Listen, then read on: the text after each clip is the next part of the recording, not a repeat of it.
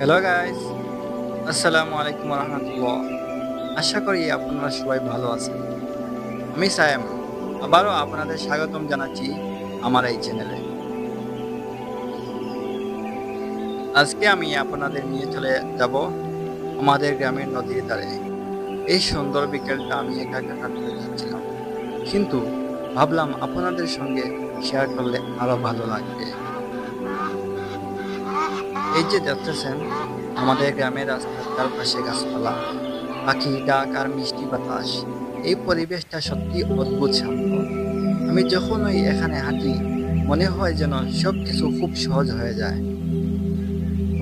চারদিকে পাখির ডাক আর বিশুদ্ধ বাতাস। এই রাস্তা দিয়ে হেঁটে যেতে খুবই শান্তি লাগে।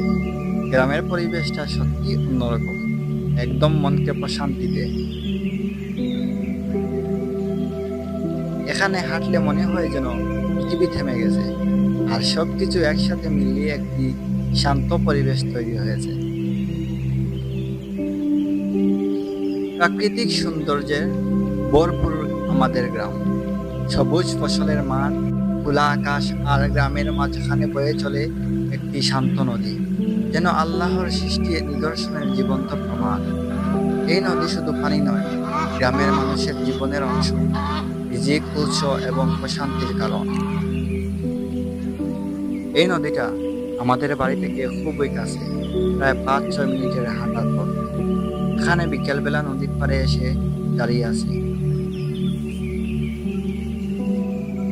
বিকেলবেলায় এখানে আসলে মনের মধ্যে এক আলাদা শান্তি চলে আসে। গ্রামের অনেকে এখানে আসে একটু বিশ্রাম নিতে বা কেউ গল্প করতে। এটা আমার প্রিয় জায়গা। এখানে এসে মনটা অনেক হালকা হয়ে যায়। এই সুন্দর মুহূর্তগুলো আপনাদের সঙ্গে শেয়ার করতে পেরে খুবই ভালো লাগছে। দেখতেই পাচ্ছেন, নদীর পানির সঙ্গতিতে যেন সময় থেমে গেছে। বিকেলের রোদটা একটু স্নান হয়ে এসে নদীটা এক সুন্দর জ্যামিতিক ছায়া ফেলেছে।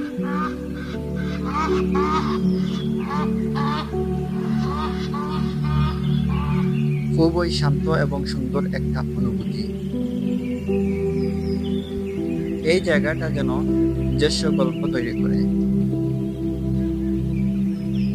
আমি প্রায় এখানে আসি, এবং বিশেষ করে যখন আমার মন খারাপ থাকে, তখন এখানে এসে আকাশের দিকে তাকিয়ে বসে থাকি এবং আল্লাহ তাআলাকে স্মরণ করি।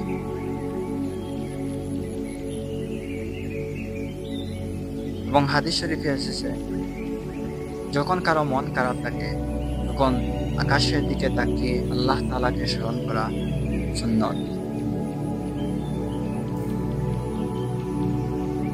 এখানে এসে মনে হয় যেন সবকিছু শান্ত হয়ে গেছে।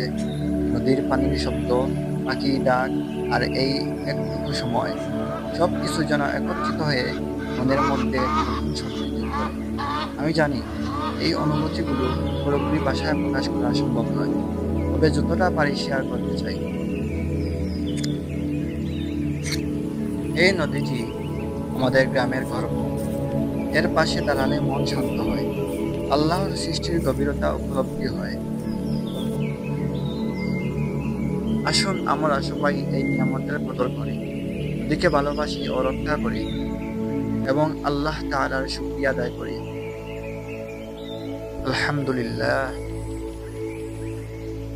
এই নদী বহু বছর ধরে আমাদের গ্রামের জীবনের অংশ, কিন্তু কুরআন আমাদের মনে করিয়ে দেয় এই নদী আল্লাহর এক নিদর্শন। আল্লাহ তাআলা কুরআন শরীফে বলেন, তিনি আকাশ থেকে পানি বর্ষণ করেন আর তা দিয়ে উৎপন্ন করেন নানা উদ্ভিদ ও ফলমূল।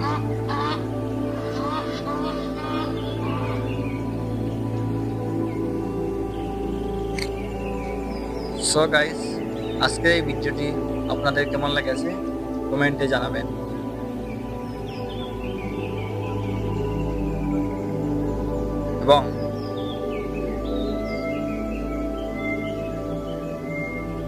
এবং আপনাদের সঙ্গে আবারও দেখা হবে খুব শীঘ্রই, ইনশাআল্লাহ। আল্লাহ হাফিজ।